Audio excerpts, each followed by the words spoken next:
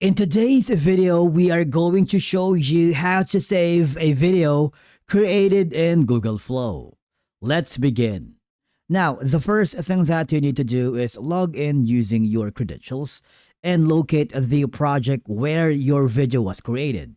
If you don't have a project yet, this is your opportunity to create one by clicking this button right here. Of course, you will be forwarded to a new page. You have the ability to rename that specific project, and for example, you wanted to create a video, type in your desired prompt, and Flow will render a scene for you.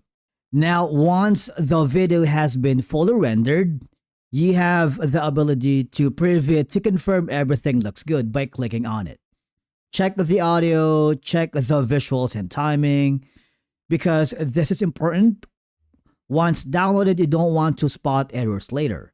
Now, for you to be able to save this video that was created here in Google Flow, all you have to do is go to the top right corner where you can see the download button. From here, you have four options. Number one is you can save it as an animated GIF, which is 270p. Next option is saving it as a 720 original size, and of course a 1080 upscaled.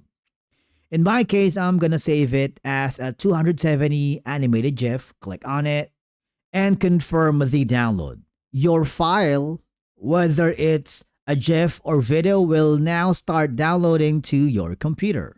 Once the download has been successful, basically that's it. Your Google Flow video is now saved on your device. And basically that's how you save a Google Flow video. Thank you so much for watching, and we will see you again in the next one.